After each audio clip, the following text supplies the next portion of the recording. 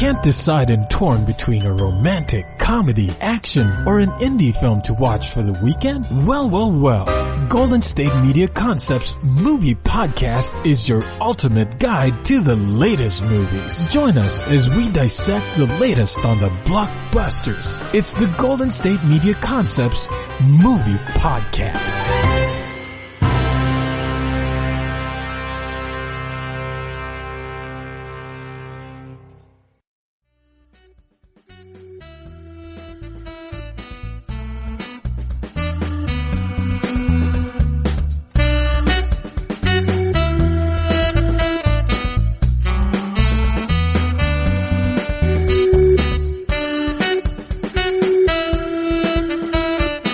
Hello and welcome to GSMC Movie Podcast, brought to you by the GSMC Podcast Network. I'm your host, Cynthia, and I'm joined here today with my co-host, Keith. Hello, everybody. Welcome back. There was no enthusiasm that, hello, everybody. Welcome back. Are you happy to be here or not? Of course I am. So how was your week? How was your weekend? Anything exciting, boring? Well, my check engine light came on, so that's exciting because it's like, is my car going to work? So, you know. Living life on the edge. Really, yeah. Very much the edge of functioning as an adult. But, you know, how about you? You went to Tahoe last weekend. I did. So. I went to Tahoe. So for those of you who don't know, Tahoe's like on the borderline of California, Nevada, and it was snowing. And it was really fun. We rented a cabin for my friend's birthday, and we just stayed indoors most of the day because it was, what were you saying, sleet? You just taught me that word. Oh, yeah. It was raining, not snowing, but the temperature was cold enough to almost freeze the water. Mm-hmm. So it wasn't quite hail because the altitude of the clouds wasn't high enough to create hail. But it wasn't quite snow because the temperature wasn't quite right. Exactly. So, but it was like perfect, like snow weather. I loved it. I was able to go outside and. Did you guys do any snow activities? No, not really. Oh. I know that's disappointing. I know we were. I think as most of us, none of us wanted to like drive in the rain, or not in the rain. Sorry, in the snow. So that's the only reason. But it was still really fun, quick trip, and I got a little bit sick from it. Keith and I kind of both are feeling 100%. So that's one thing we have in common for today's episode. We have a lot of things in common, thank you. We're both super awesome. Oh, yeah. That's undeniable. Yeah. Undeniable. We're both super awesome. So anyways, we're not here to talk about our weekend plans. We have a couple of movie trailers we're going to be discussing, and then at the very end, we'll both share our top 3 favorite Christmas movies. So the first trailer will be... Wait, just 3? 3? I wrote down 10. Oh, whoa. I'm just kidding. I didn't do that. Someone loves Christmas. Someone loves Christmas. Don't quote me on that one. So the first movie trailer will be here... dissecting is Jumanji: The Next Level, which is coming to theaters December 13th. So 2 days from now. 2 days, actually. So, okay. That's exciting. Weird thing. Are movies now coming out on Thursdays than Fridays? Because I thought usually movies come out Fridays. Yeah, so normally they would list it as the Friday, and then the Thursday night you could go and see it at midnight. Mm-hmm. But I think the trend kind of like really solidified with Star Wars Episode 7, to my knowledge. Mm-hmm. And it, you know, correct me in the comments if I'm wrong, of course. But they started showing movies at like 3 p.m. on Thursday because they thought so many people were going to want to see that particular film. And then of course, they did that with the all the Avengers movies and all that. So I think that they're just starting to admit defeat, as it were, and list the release date as the Thursday before. Mm-hmm. And then they're just counting Thursdays as part of the opening weekend box office would be my guess, because it used to be that they only counted Fridays. So right. I'm guessing that that's like a combination of marketing and a ploy to help boost numbers for like production values and things like that. But, you know, if you're in the movie industry and you listen to this podcast, please correct me and inform me as much as possible. I heart knowledge. I heart knowledge. I love that. Well, I mean, that makes sense. That was like a pretty good explanation to boost their numbers and all of that complicated stuff that I'm not. Because ultimately they make movies to make money. It makes the world go around. It does. And now, little did you know, we're changing the topic of this podcast to economics. Are you more of a Keynesian or A Keynesian. Yeah, I don't even know if I'm saying that correctly. He's an economist. Don't even worry about it. Oh, you're like, never mind. Moving on. So yes. I'm going to share with you guys the synopsis that I got from Fandango of Jumanji: The Next Level. So, and I quote, in Jumanji: The Next Level, the gang is back, but the game has changed. As they return to Jumanji to rescue one of their own, they discover that nothing is as they expect. The players will have to brave parts unknown and unexplored, from the arid deserts to the snowy mountains, in order to escape the world's most dangerous game. Dun, dun, dun. Wait, hold up. The world's most dangerous game? They just gave away the whole plot. What? Okay, so the world's most dangerous game is this really overdone trope where it's basically a human hunts other humans, and it's called the most dangerous game. Like James Bond has done a trope with that, or I think there was like an entire James Bond movie on that premise. But like, yeah, it happens all the time. It's basically just going to be the Hunger Games, except for there's no totalitarian, authoritarian, dystopian future that's forcing people to fight and kill each other. It's just going to be some probably really rich dude or like the creator of the video game who is hunting the people who have now entered into the game. Or like hashtag plot twist.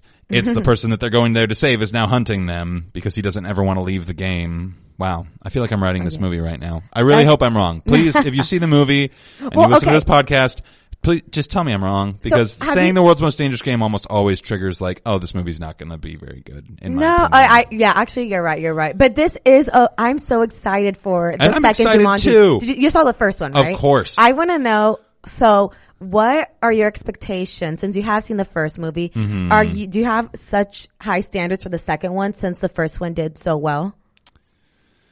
Well, so part of why I think the first one did really well is because everybody had this perception going into it, like it's going to be a remake of the original. And a lot of people did not receive that well because the original had Robin Williams. And Robin Williams has since passed. And so a lot of his roles are very cherished, especially by the public, as they should be. He's an excellent actor and, he was excellent in everything he was involved in. But I think a lot of people were very hesitant to want to like this movie. And then when you see the cast and you say Jack Black, Dwayne The Rock Johnson, and Kevin Hart, just those three names, like I'm not thinking that they're going to be able to do anything like what they did with the first one. And ultimately they didn't do that. So all that to say, the first one was great because it was really kind of something new.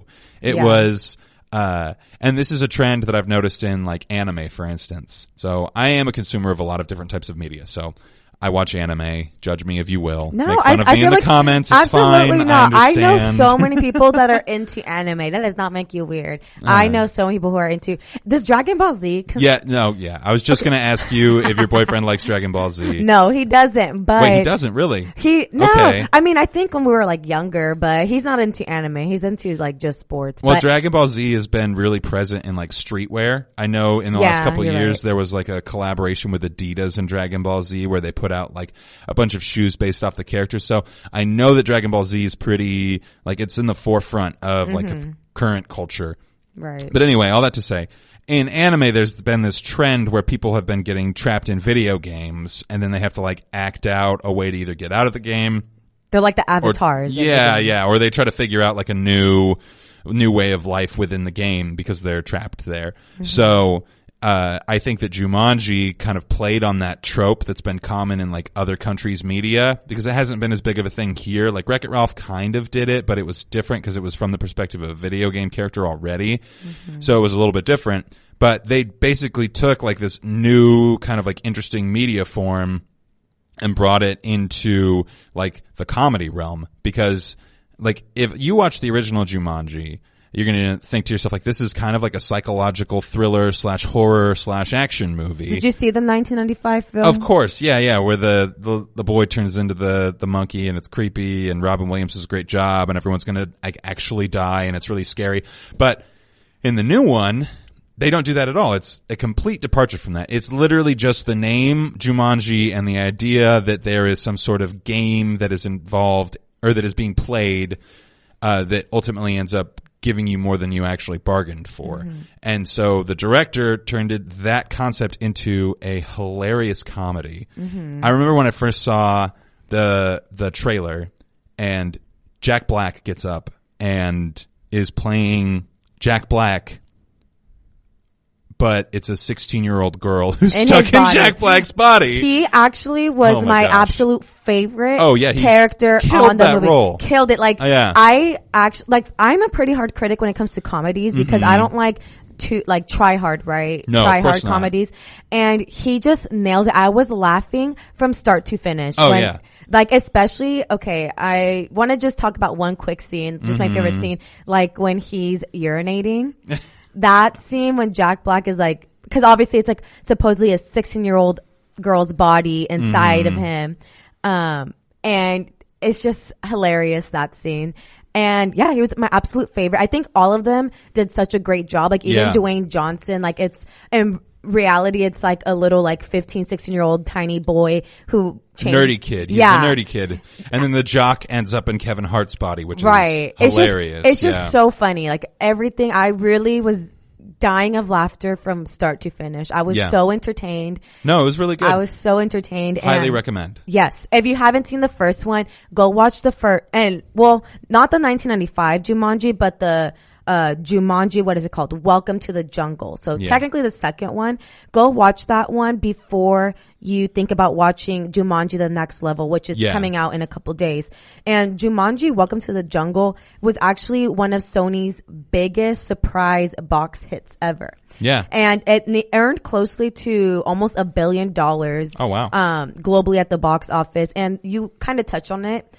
The director, Jake Kasdan. He was even surprised that the movie was such a hit because, as you had stated, audience members weren't liking the idea of remaking the original Jumanji because of Robin Williams. Yeah. And they didn't want to like tarnish his legacy. Exactly. Yeah. So, but I think how you said he did an amazing job. It was a different storyline, but he still paid homage to the original Jumanji. In the beginning of the scene, it says in the film, it's taking us back to 1996 where they find the Jumanji board game on the beach. And I was reading that in the 1995 Jumanji film, the two actors end up throwing the board game into a river and then, so I kind of liked how they make the storyline very cohesive and everything just kind of follows and they immediately made it clear that they're not doing a remake. It's more of like a spiritual sequel to the original. Exactly. So I really liked it. For sure, Jumanji is one of my top favorite movies of all time. Oh, yeah. Well, I mean, I put it up there in like your, if I was going to do like favorite movie lists, I'd have to put a lot of qualifiers in them. And I would put this as like one of my top movies in like popular, I can't think of the name for it, but basically just like popular comedies, right? So comedies that everybody's going to watch and that are going to do well in the box office. I would say that this is one that like absolutely must see. But all that to say, to answer your original question, I have tentative hope that this one is almost as good as the previous one. I'm not totally sure if you're going to be able to duplicate that success. But I said the same thing about 21 Jump Street with Channing Tatum and Jonah Hill. Oh, yeah. That there was no way the second one was going to be any good. And the second one is a riot. So this one could end up being just as good as the first one. But we'll get back to that and finish up this discussion after a quick break. Want to know the latest and hottest music hitting the airwaves? Don't be left out. Listen to the Golden State Media Concepts Music Podcast. Keith keeps you on the loop with everything you need to know from pop, rock, hip-hop, and the top 40. And we'll throw in news of your favorite artists, concert and tour dates, and so much more. Listen no further, because this is the gold standard in music podcast.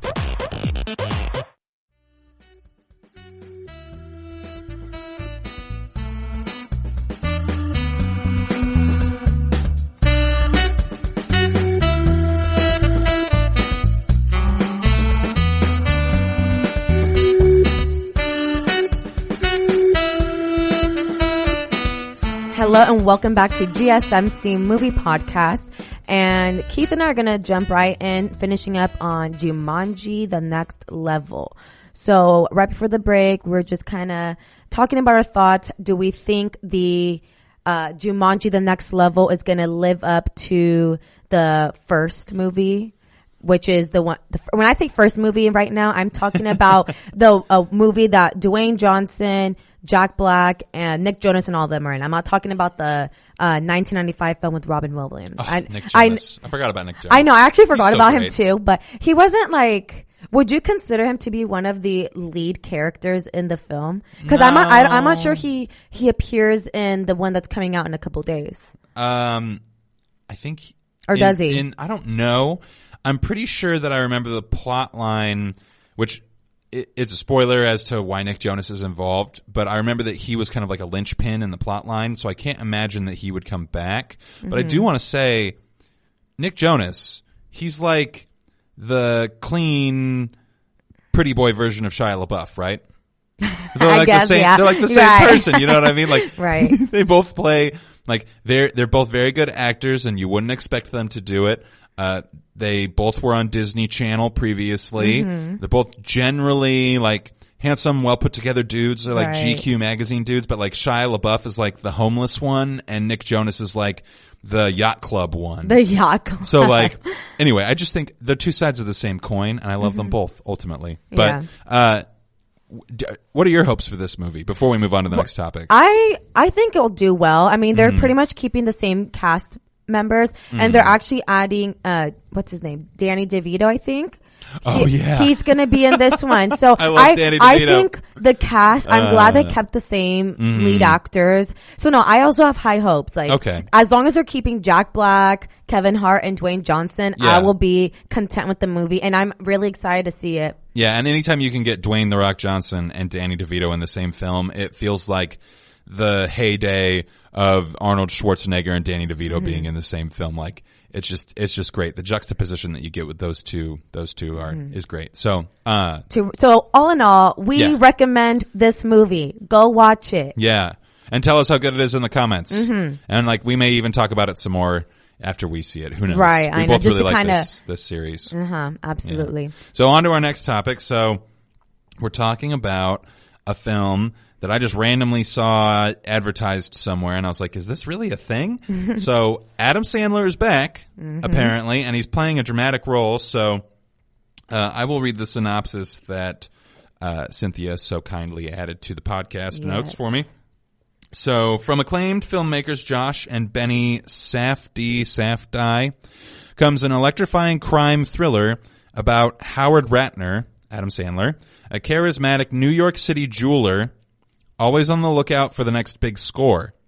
When he makes a series of high-stakes bets that could lead to the windfall of a lifetime, Howard must perform a precarious, high-wire act balancing business, family, and encroaching adversaries on all sides in his relentless pursuit of the ultimate win. So, the movie's called Uncut Gems. Right, because he's a jeweler. Mm-hmm. Yeah. And this movie's also set to release in a couple days, December 13th. Oh, is it really? Yeah, okay. Yeah, and it's labeled as a surprise thriller film. Mm-hmm. Now, when I first saw the trailer to this movie, I actually saw it at the movie theaters when I watched Joker. Oh, okay. So they played this film in Uncut Gems, and to be honest, my initial reaction when I first saw the trailer, I wasn't impressed. No, okay. I was confused. I was No. confused, like what exactly is going on? Okay, so let's break this down real quick. I think this film is going to be, in my opinion, I think this film will be trash. Ooh, I think this is going to fall into the trash film genre. really? Honestly, okay, so here's why. One, actor who is on the tail end of a successful career, who used to be in comedy, who's trying a more serious role. Mm-hmm. Two, one of the main stars is better known for her music than she is for her acting. Yeah. Right? Which is Idina Menzel. Right. And what did we learn in Deep Blue Sea? LL Cool J, right? T.I. in that one movie that we talked about last week where it ended up being really awful, right? So we've got two out of like the three elements that we need. The only thing that we're missing is a director that nobody's ever heard of who is really passionate about this project. Mm-hmm. Also, we have a trailer that makes literally no sense at all. It doesn't, right? Okay, so I would not have gleaned anything in that description from that trailer. Right. Okay, I'm glad that you agree with me because when I first saw it, I was like, am I? And I saw it twice, right? So I saw it. Yeah, I watched it twice too. I had to watch it twice. And I was like, am I like not grasping? Right? Am I like what am I not grasping? Because I can't understand the plot. It's just like jewelers and like there's money and like guns involved. Like, I didn't even know that he was a jeweler until I read the synopsis just now.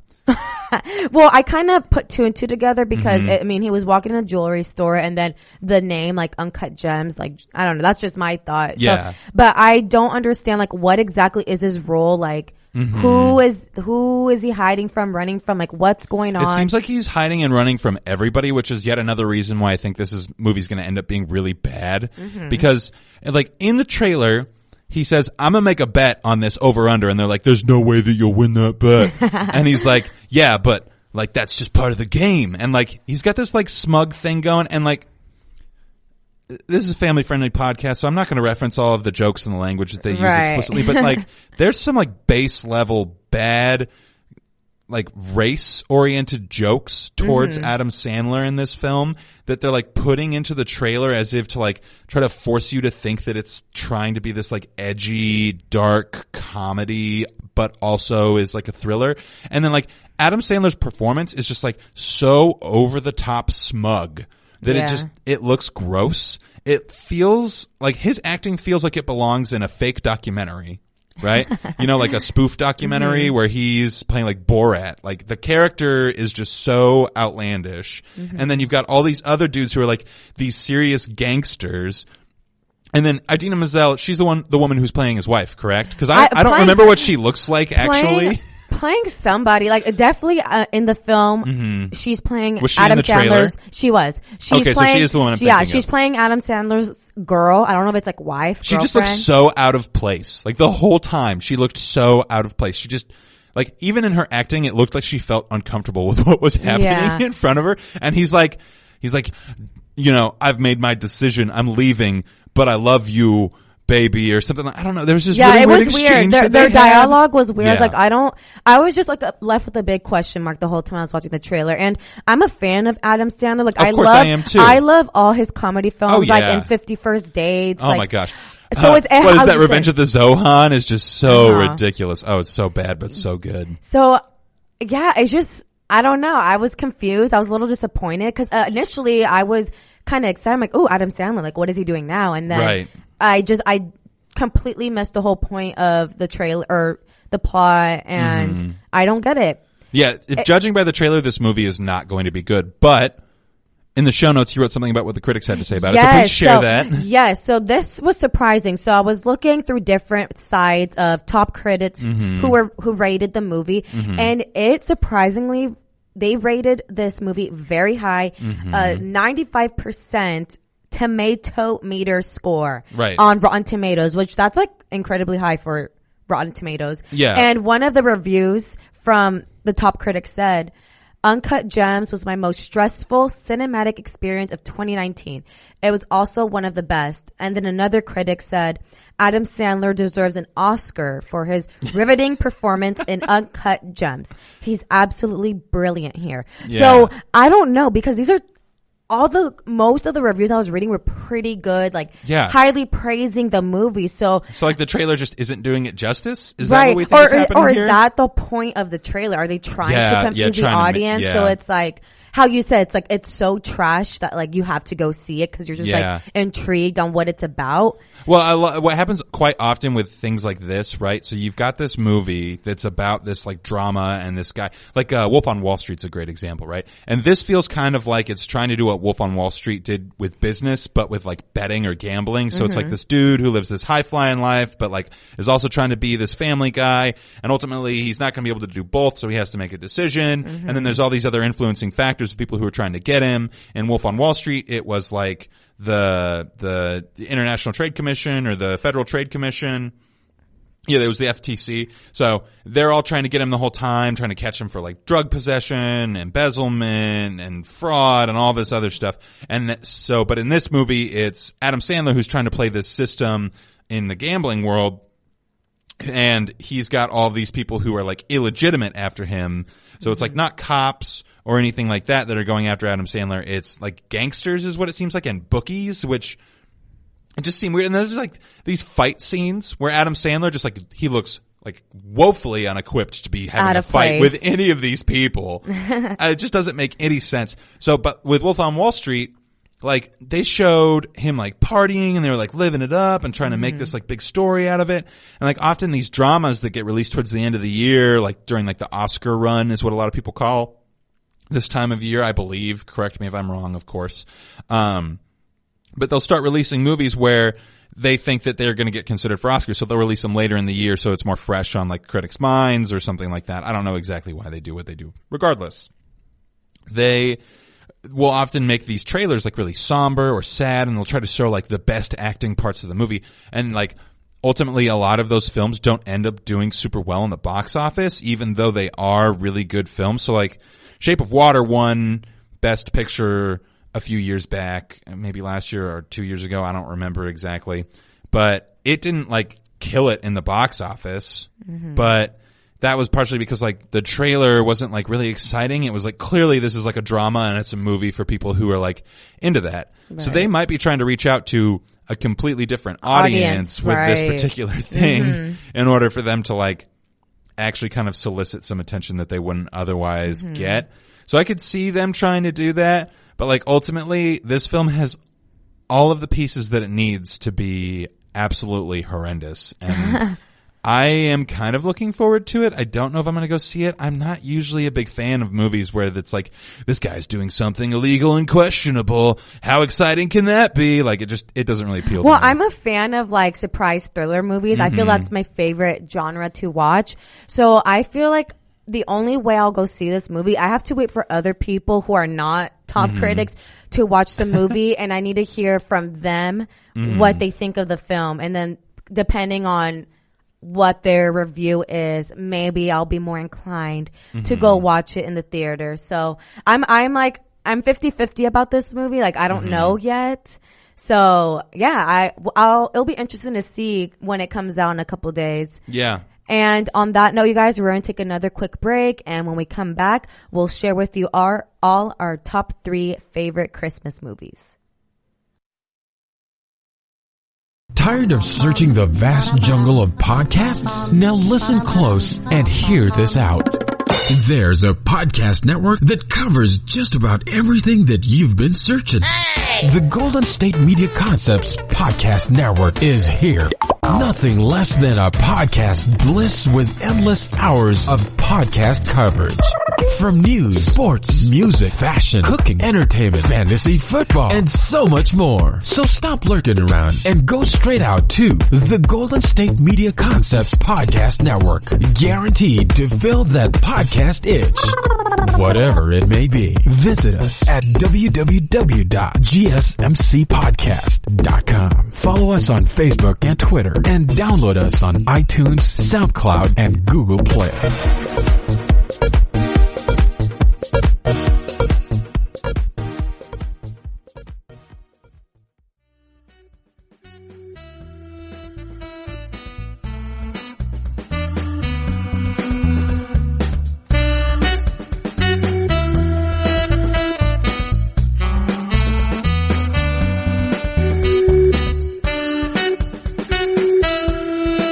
Welcome back to the GSMC movie podcast.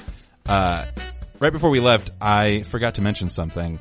I think Rotten Tomatoes is an awful gauge of how good or bad a movie is. I just want to put this out there. And I always mention it. That's like the first place I go to. Right. And that's part of the reason why I think that it's bad. When I first started getting into film and being like a film junkie, if you will, Rotten Tomatoes was the place to go to look for legitimate critical reviews of films, where all the film junkies would gather and like talk about what they liked. And then somewhere along the line, I don't remember exactly when it happened, it switched over to becoming part of like the pop culture lexicon. It entered into the zeitgeist of mainstream media. And from that point on, pretty much every time I read a review from a critic on Rotten Tomatoes, I ended up disagreeing with them because they were just bad. They just weren't good reviews. So I just want to caution people that, like, if you're going to look for movie reviews, don't read the critic reviews on Rotten Tomatoes. Read the reviews from actual people yes. on Rotten Tomatoes. Because I think that the critics, like, I swear that they sell good reviews to production companies. I mean, I believe that. Yeah, it's crazy. You can buy awards in, like, the auto industry, like the J.D. Power award that Chevy always talks about. I'm like 90% sure that there's just like a $20,000 price tag on that award. Like we said, money makes the world go round. It does. Yeah, again, this is an economics podcast. No, yeah, but if you are checking like movie reviews, check multiple sites and try to get how Keith just said, look at reviews from real people, not top critic reviews. I just mentioned the top critic reviews because those are the only ones that were out right now for Uncut Gems, but really that's not my main focus when looking for reviews. I try to look at real reviews from real people. Yeah, read the reviews written by people who are like you, and then you might right. You'll be more successful. Exactly. So now we're talking about our top 3 favorite Christmas movies.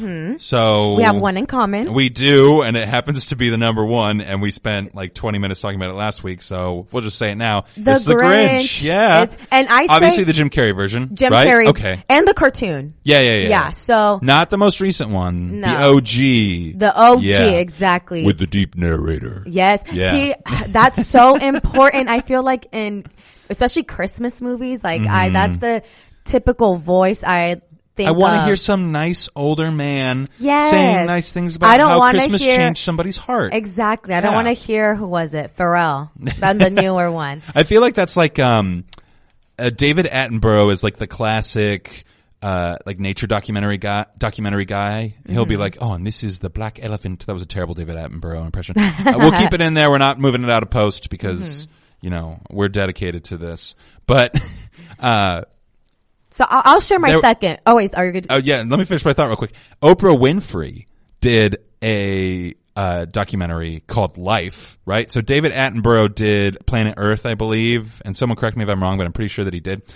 And so after Planet Earth had all this success, another production company was like, well, why don't we make a different one and we'll get Oprah Winfrey to narrate it? And like, everyone hated it and requested a new narrator. Oh my God. And I felt so bad for Oprah because like she really did try.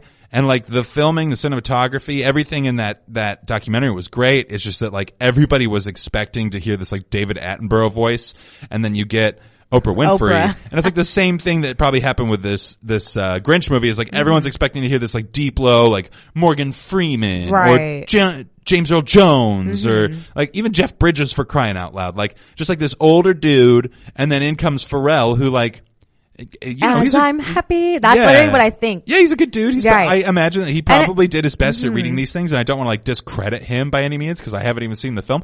But like, if you're expecting one thing and you get something completely different, then you're just not going to be happy with it. And I think that's ultimately, you know, what happened. I don't think it was any fault of Pharrell's. I think it's just what we as an audience were expecting. Right. And not to say that he has like a terrible voice, because he doesn't, but no. As you said, it was unexpected. So what was your number 2? Number 2 was Elf for me. So that's in my honorable mentions. Yes. I love Zooey Deschanel. She was in that, I'm trying to think of that one TV show she's in. Really popular. The New Girl. New Girl, yep. Yes. Oh my God. I think I just love Zooey Deschanel. So, and whatever movies, TV, films, anything she's in, I'm all for and I need to watch. And I also love Will Ferrell and all the films that he's in. So putting them two together is magic, honestly. Oh, it's such a great pairing that like no one expected to be as great as it was. Like, even the romance between the two of them doesn't feel weird, which I thought it would because I'm pretty sure Will Ferrell is at least 10 years Zooey Deschanel senior. Again, someone correct me if I'm wrong. It's the third time I've said this podcast, but I'm pretty sure that he's much older than her. And like when I first saw the film, I was like, she's the love interest? That feels weird. Because she looks like a baby. Like she looks she's super very young. Yeah. This was towards the beginning of kind of like her rise to fame, if I remember correctly. Like, yeah, she had like in the very beginning. Yeah, like she had a few career. indie movie hits, and I think she was doing She and Him. And I think I'm not sure if she was married to Ben Gibbard at this point. Zooey Deschanel was married to the lead singer for Death Cab for Cutie until a few years ago. Oh, okay. So that, like, all of that kind of contributed to all of her popularity. Also her talent. Of course, she is a talented lady. Yes. Excellent voice, excellent actress. But this was kind of towards the beginning of that like pop culture relevance for her. And so you expect it to be weird, but like it's just so sincere. You know what I mean? I loved that movie. Like, what's your favorite scene? I just love their like quirky like love story between like Buddy, which is Will Ferrell, and I can't remember her name, and Zooey Deschanel. But no one I feel ever like can. yeah, I know. I'm like I just know them as like their actual names. I don't know what my favorite scene exactly was. I love the scene where he eats spaghetti with like Pop-Tarts and maple syrup on it. That's my favorite one. Yeah, he's just so strange in the movie, and I love so like great. When they bring the Christmas tree home from Central Park. Yes, yes. Like I just feel there's so many memorable moments within the film that I can't really like pinpoint. Like this was my favorite because I loved the whole project. I loved the whole movie, and I said this in the last week's episode. I'm not huge on Christmas movies. Like I can't like sit and binge watch. Like the top 3 that I listed, I can like go back and watch over and over and over again. So again, that's my second favorite. What about yours, Keith? So my second favorite is Santa Claus with Tim Allen. Oh, and I like that one too. Nobody judge me, right? I know Tim Allen has recently fallen from the graces of everybody's, goodwill, but back when he made this movie, he was still cool. It was okay to like Tim Allen. So, I just think he does a really good job in this film. It's really funny. He like gets turned into Santa Claus magically through some sort of like Wizard of Oz trickery, where he accidentally, kills or hurts the original Santa Claus, and then he becomes Santa Claus, and it's just like hilarious. There's this specific scene towards the beginning of the movie where he has to go into like a corporate meeting, but he doesn't have any clothes that fit him, and he cannot keep weight off of himself because he's getting fat like Santa. So he has to like go in like sweatpants and a blazer that doesn't fit. Oh, it's pretty fun. And then his beard is like growing as he's like driving there or something like that. So he shaves it off in the morning, and by like within 10 minutes, the whole beard is back. It's hilarious. I haven't seen that movie in quite some time, but when I saw that you mentioned it in the show notes, I actually was like, oh wait, I that's another movie I actually can go back and watch. I haven't seen it in a while, and I enjoyed it. And the second one wasn't too bad. I know they made like 3 or 4. Yeah. Oh wow. Okay. I did not remember those. The third and the fourth one, if there are 3 and 4, were pretty bad. If I'm really just thinking of the second one and there's only 2, then the second one wasn't very good. But if I'm remembering correctly, and there was a third and a fourth even, the second one was not too bad. I think it revolved more around like him trying to hide that he becomes Santa every Christmas. So that was pretty enjoyable. And then your number 3 is Jack Frost, which I've actually never seen this movie. So can you give me like a quick synopsis? Yes, it's not that popular, so I'm not surprised that you've never seen this movie. So it's got Michael Keaton in it. Yeah, so it has that's Michael a major plus. Exactly, Michael Keaton. He's the lead actor, and pretty much. So Michael Keaton, it's similar to Jingle All the Way, where he's very devoted to his job and doesn't spend a lot of time with his family because he's so busy with work, and the child feels neglected. That whole story. And he gets in a car accident, dies, and he's reincarnated into a snowman. Oh my goodness. Yeah. So, and then I think I've seen at least a trailer for this, if not parts of this movie. Yes. And then the snowman is like now that he's a snowman, he's paying more time to his son, and like his son knows that that's his dad, the snowman, and like, weird. And then that's just kind of how their relationship goes, and like the story continues on. But this movie makes me cry every time. I don't know why. Well, I haven't seen it in quite some time. I would guess that he either is reincarnated or melts at the end. So I can't imagine that it's a very happy ending. I can't give it away. No spoilers. No spoilers for this one, because Jack Frost, it's really not a film that I feel, it's not a Christmas film. It's your more first of a choice. winter season Yes, film. winter season. It is around Christmas time, but the whole story isn't surrounded about like Christmas spirit. It's how it's more just about the relationship. It's just a story that happens during that time of year. I mean, just judging by what you've said, I would highly recommend this movie. I mean, it's a you would good. as well. If you've never seen it, go watch it. Like I said, Michael Keaton, he stars in it. And Michael Keaton's an excellent He actor. is. And yeah, I recommend Jack Frost if you haven't watched it. And then my number 3, we talked about last week, and I don't know if you want to call it tricked Cynthia into watching it, Jingle All the Way. I just think that, every season deserves a really bad movie that's so bad that it's actually good. And I really think that Jingle All the Way fits the bill on this one. Yes. And I highly recommend it to everybody. Arnold Schwarzenegger is like an American classic, even though he's not from America at all. Right. But he's like an American darling in this movie.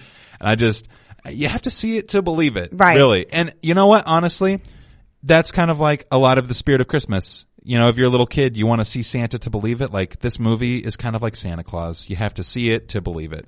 Absolutely. Yeah. But on that note, we're going to get going for today. So thank you for listening. Make sure to leave us a review, like and subscribe. 5 stars. Yes, please. I think we've earned 5 stars. Yeah. I would rate us 5 stars. I think we're pretty great. Yes. You can let us know in the comments. And then tell us in the comments what your favorite Christmas movies are. Like, yes, we love to interact with you guys, so leave us some comments. And I was like, are you going to? No, I don't have anything else. And yeah, catch Keith and I again next week's episode at GSMC Movie Podcast. Have a great week, guys.